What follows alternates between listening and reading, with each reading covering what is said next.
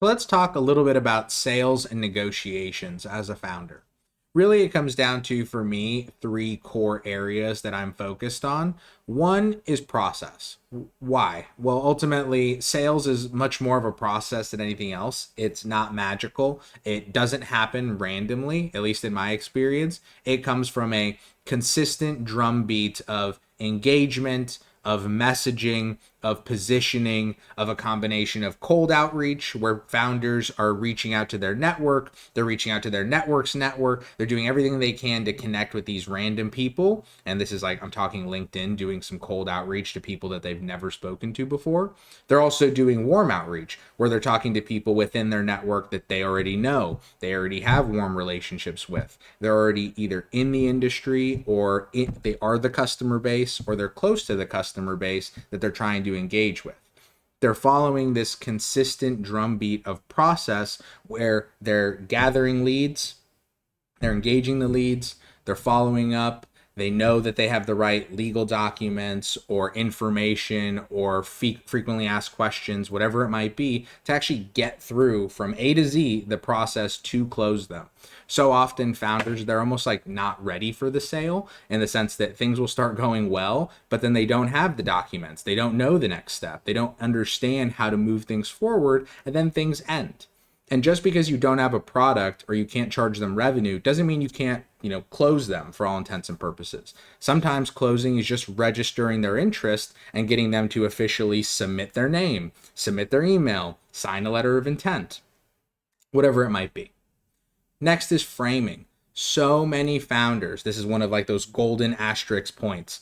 So many founders mess this up, and it slows down their sales process 100x. They talk about things that they care about. Why would that ever come up? As silly as it sounds. People are listening to their own radio station, which is what's in it for me. And if you can't answer that, if you can't speak to that channel, they're going to turn the channel. They're going to find someone else to chat with. Because most of the time, founders walk up and they say something to the effect of, look at how amazing this tech is that I've built. Look at this huge problem that I'm solving. Look at this. Look at me. Look at, this thing that I'm doing. Instead of, and they do this to the people they're trying to sell to, not even like the investors they should be trying to, showboat a little bit for. But instead of going to these, people they could close, or people that are their target audience, and going like, what do you care about? Or talking to them about the problem in a way that shows empathy. So for example, if I was helping someone that was struggling with an inefficient compliance process, I would speak to them about the pains of compliance, the annoyance of paperwork. I would ask them about the difficulties that they struggle with. And I would say, yeah, I struggled, or we've struggled, or our customers have struggled with so much of the main of those same things, that's what this solution is designed to do, to reduce those headaches and reduce those burdens and reduce that administrative lift that you're required to take. Notice how just this simple shift in framing from me, myself, and I to you, the problem, and potentially a good fit, that framing did everything to adjust the nature of the conversation and probably have the person I'm talking to take a second to engage, versus seeing me as one more person that's trying to, push their cool startup on them. One's a win, one is clearly, not a win. Last but not least, negotiations. Now, negotiations are where things can, of course, fall apart. A lot of people will get very, very hung up, whether it's the person that you want to sign or you who wants the document, signed, will get hung up on small details, small clauses, small frames. Sometimes these are indicative of bigger concerns. Sometimes these are just like little things that people are being annoying about.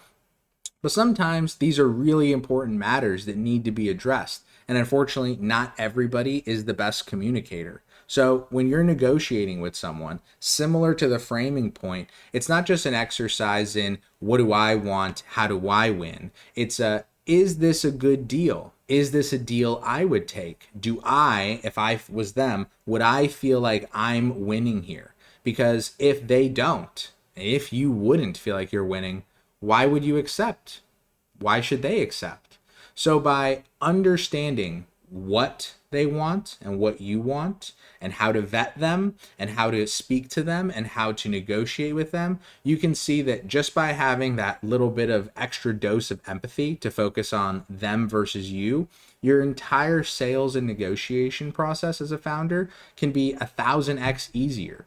Or you can be, of course, the me, myself, and I founder. And of course, you're going to find founders, you're going to find clients, you're going to find mentors and different people that align with that. But often you're not. And I know that for me, when I go out in the world, the more that I can focus on the process, the more that I can focus on the other person and speaking to the things that they care about, and the more that I can negotiate for them in a way that I would want them to negotiate an equal deal for me, the better situation that I'm going to be in from day one until the very last.